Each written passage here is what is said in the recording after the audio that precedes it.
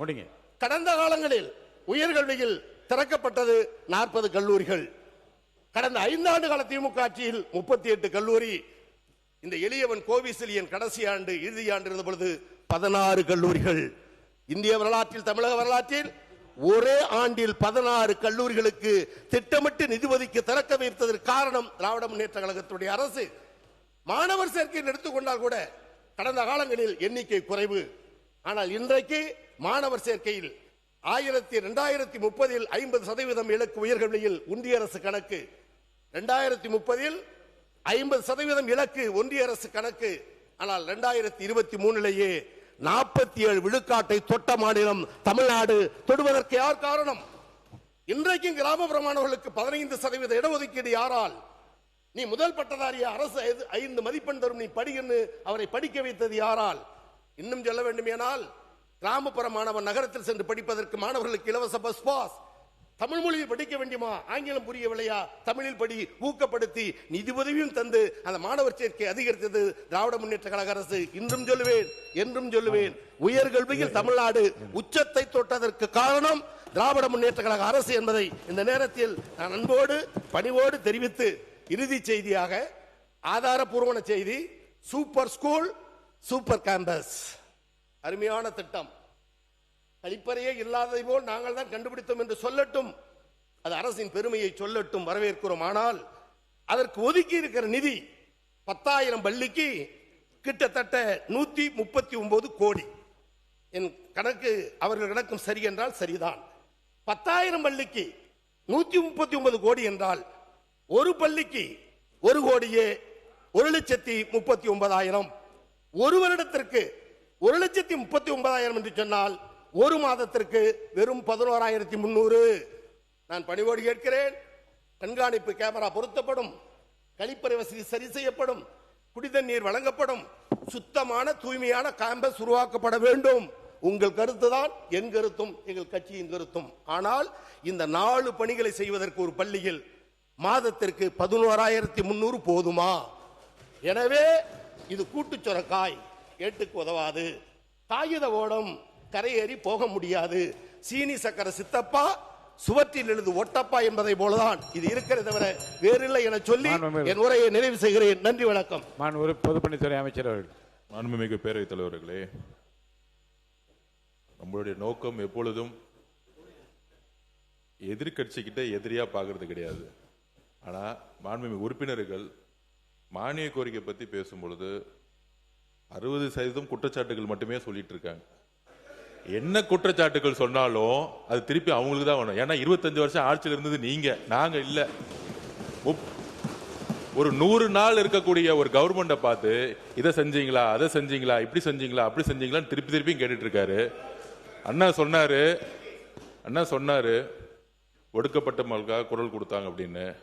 நாங்க திருப்பியும் பதிவு பண்றோம், வரலாற்றில் முதல் முறையாக 8 அமைச்சர்களை ஒடுக்கப்பட்ட மக்கள் இருந்து உருவாக்கியது நாங்கள்.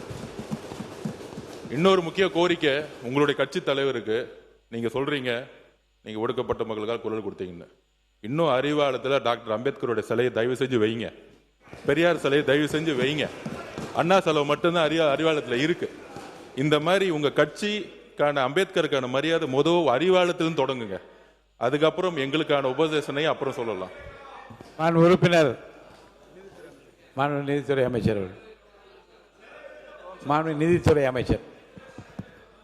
மாண்புமிகு பேரவைத் தலைவர் அவர்களே, ஆக்சுவலாக அது ஹையர் எஜுகேஷன் சப்ஜெக்ட் அவர்கிட்ட பேசலாம்னு நினைக்கிறேன். சீனியர் மோஸ்ட் மினிஸ்டர், ஆக்சுவலாக மினிஸ்டர் தான் பேசணும்.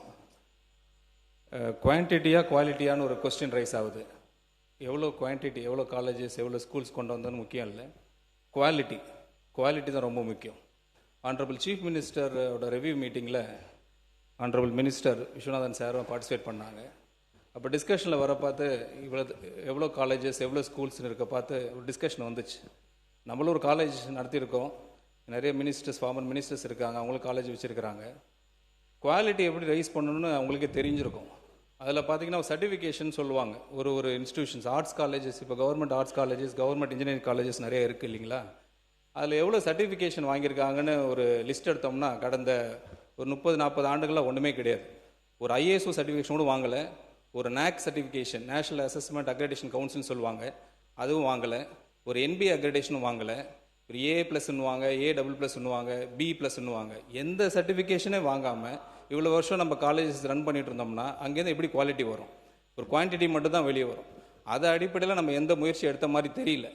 அதுக்கு ப்ரைவேட் காலேஜஸ் பார்த்தீங்கன்னா அவங்க ஃபார் பெட்டராக பெர்ஃபார்ம் பண்ணிட்டு இருக்காங்க. அதனால தான் அங்கே கேம்பஸ் பிளேஸ்மெண்ட் போகிறாங்க. அது நான் இங்கே வந்து ஸ்ட்ரெஸ் சொல்லணும்னு விருப்பப்படுறேன். அதே மாதிரி ஹையர் எஜுகேஷன் ரிலேட்டடாக சார் சொல்லியிருந்தாங்க.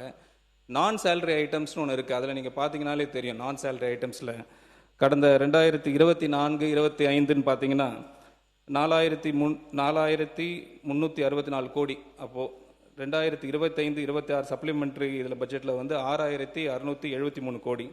இன்டர்வியூ பட்ஜெட்டில் பார்த்தீங்கன்னா 2026-27 8,176 கோடி. நாங்கள் தாக்கல் பண்ண ரிவைஸ்ட் பட்ஜெட் எஸ்டிமேட்டில் 2026-27 8,203 கோடி. கிட்டத்தட்ட இன்க்ரீஸ் தான் பண்ணி கொடுத்துருக்குறோம். அது உங்களோட தகவலுக்கு சொல்லிடுறோம். அது மட்டும் இல்லாமல் இந்த ஸ்கூல் எஜுகேஷன் வந்து டிபார்ட்மெண்ட் வந்து எனக்கும் அதில் கொஞ்சம் எக்ஸ்பீரியன்ஸ் இருக்குது ஓரளவுக்கு. வேலு சார்லாம் இருக்காங்க, பெரிய எஜுகேஷனிஸ்ட் அவங்கெல்லாம். அந்த என்ன சார் நீங்க பேசுங்க. மாண்புமிகு அமைச்சர் இங்கே பார்த்து பேசுங்க. நீங்க தொடர்ந்து பேசுங்க. பேசுகிறேன். அங்கேருந்து வாய்ஸ் இல்லை இல்லை நீங்க அதை பற்றி கவலைப்பட வேணாம். நீங்க பேசுங்க. எஜுகேஷன் டிபார்ட்மெண்ட்டில் பள்ளி கல்வித்துறை அமைச்சர் இருக்கிறாங்க. அவங்கள்ட்ட அந்த ரிவ்யூ மீட்டிங்கில் கூட நிறைய டிஸ்கஷன் போயிட்டு இருந்துச்சு. நிறைய இப்போது முறைகேடுகள்லாம் சொல்லிட்டு இருந்தாங்க. நிறைய பேர் மேலே வழக்கெல்லாம் போட்டிருந்தாங்க.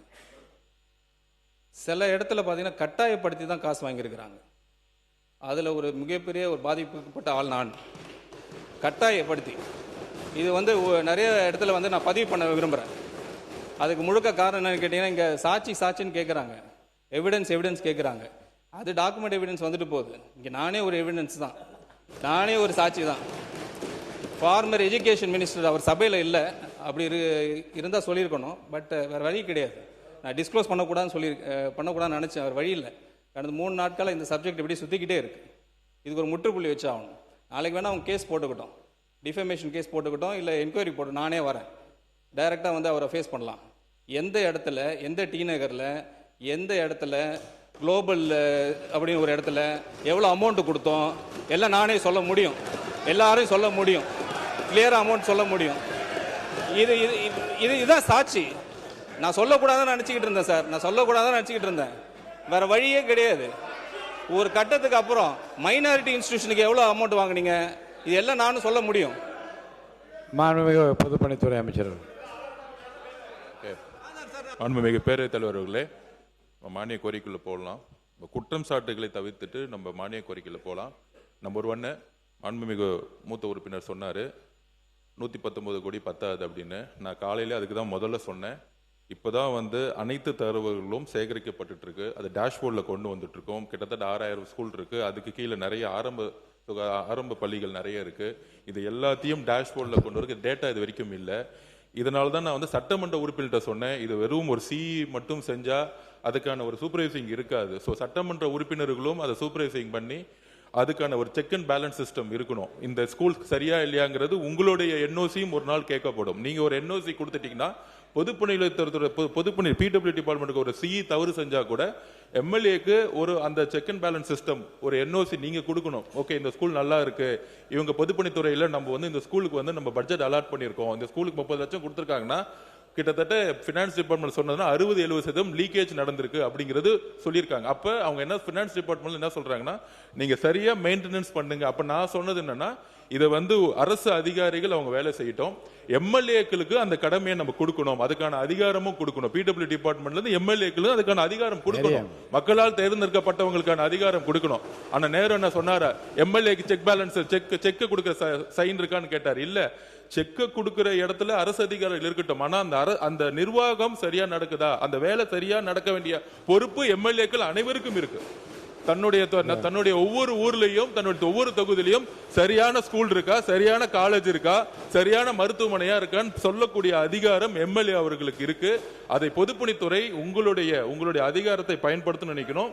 கூடி சீக்கிரம் நீங்க சூப்பர்வைசிங் பண்ணி எங்களுக்கு நீங்களே மனுவை கொடுங்க, இந்த ஸ்கூல் சரியில்லை, இந்த கல்லூரி. ஒரு நிமிஷம் முடிச்சிடறேன். நீங்க பேசுங்க. முடிச்சிடறேன். நீங்க தொடர்ந்து இது ஒரு பொது பிரச்சனை. இது வந்து இதுக்குள்ள நான் வந்து இது பழைய பிரச்சனை பத்தி பேசவில்லை. ஏன்னா நிறைய இடத்துல கம்ப்ளைண்ட்ஸ் வந்துகிட்டே இருக்கு நம்மளுடைய பள்ளிக்கல்வித்துறை அமைச்சர்கிட்ட. அதனால தான் சொன்னோம், எல்லா எம்எல்ஏக்களும் இந்த சட்டமன்றம் இருக்கும் சனிக்கிழமை ஞாயிற்றுக்கிழமையோ நீங்களே சூப்பர்வைசிங் பண்ணி பொதுப்பணித்துறையில சிஇ லெவல்ல எங்ககிட்ட கொடுத்துட்டீங்க, என்னுடைய கவனத்துக்கு கொண்டு வந்துட்டாலும் உடனடியாக அது சரி செய்ய மிகவும் வரவேற்பு தகுந்த ஒரு அறிவிப்பு. ஏதாவது காலக்கெடு கொடுக்க இத்தனை தேதிக்குள்ள கொடுங்க. நம்ம இப்ப இருந்து சரி செஞ்சாலே நம்ம பாக்குற அளவு பாத்தீங்கன்னா குறைஞ்சபட்சம் 2 வருஷம் ஆகும். தமிழ்நாடு முழுசும் கணக்கெடுப்பு சட்டமன்ற உரிமைகளை அளிப்பதற்கு எவ்வளவு கால அவகாசம் தரீங்க? இல்ல உடனே இப்ப பார்த்தா கூட சரி, ஏன்னா ஒவ்வொருத்தருக்கும் ஒரு நிர்வாக கட்டமைப்பு இருக்கும். அவங்களே பார்த்துட்டு உடனடியாக கொடுத்துட்டா அதிகமா பிரச்சனை இருக்கக்கூடிய ஸ்கூல்ல நம்ம வந்து கவனம் செலுத்துவோம். எப்ப கட்டணம் இடிகிற மாதிரி இருக்கு, நவரவே முடியாது அப்படின்னா